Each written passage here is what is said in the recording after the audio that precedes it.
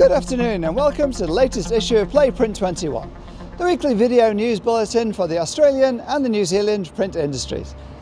This issue is sponsored by Spices, creating solutions together.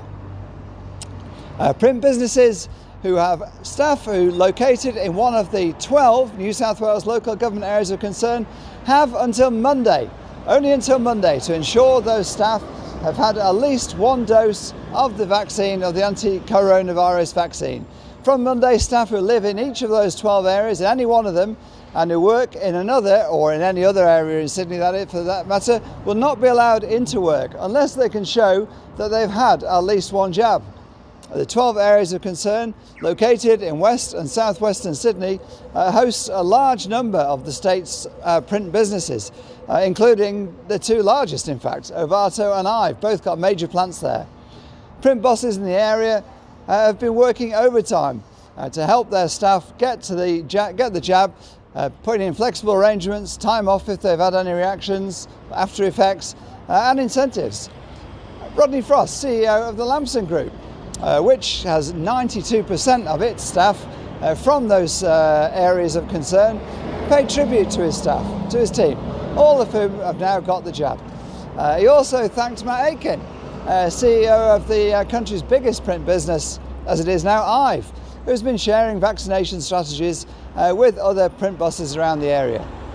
The government had initially said that if employers had rapid antigen testing on site, then unvaccinated staff who subjected themselves to those tests could come in.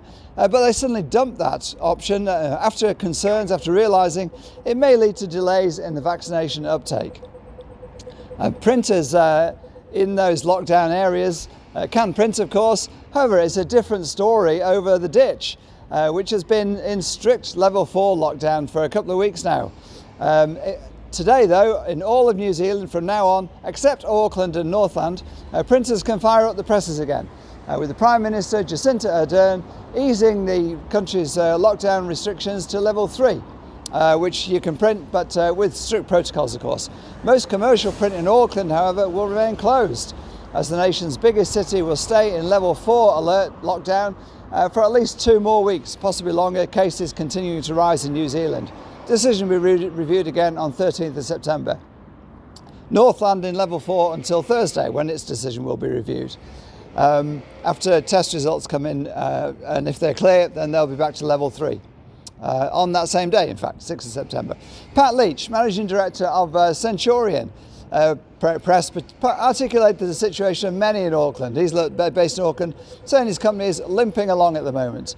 As although they are still able to do some work, the essential work, the majority of its clients are unfortunately not currently operating.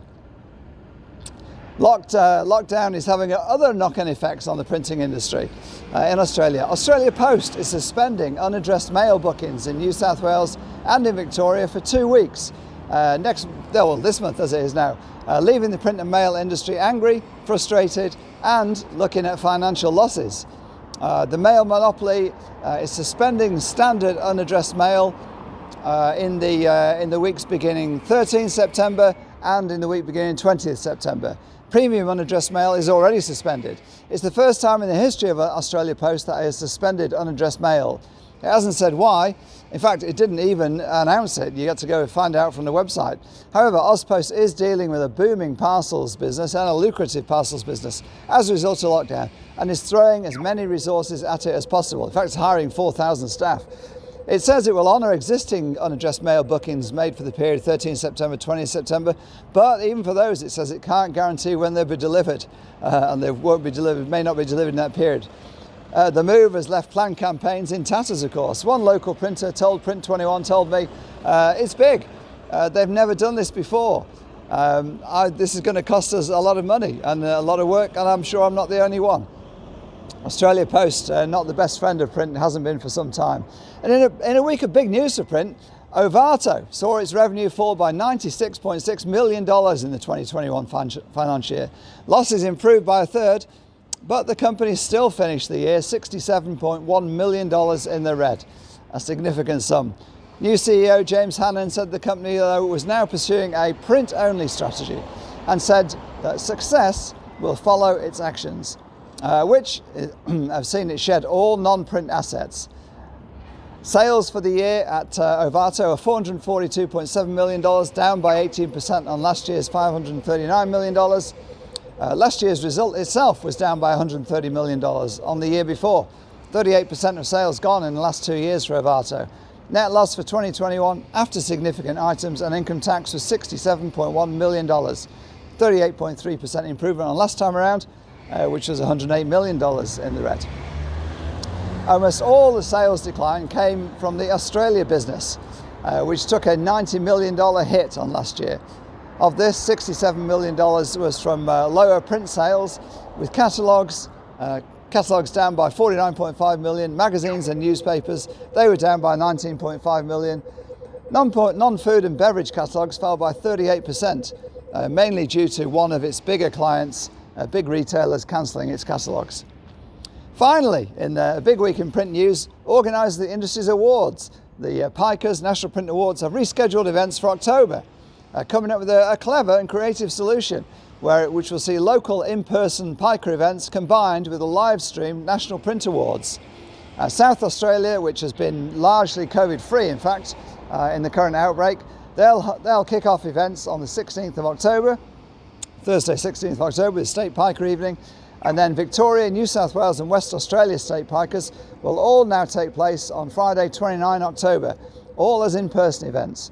The National Print Awards, due to be held at Pack Print originally, will be held as an in-person event in Victoria, so at the Victoria event, on the same evening, 29th of October, and at the same location, of course, as the Victoria event. And then will be live streamed to the New South Wales and West Australia events once the PICA presentations have finished.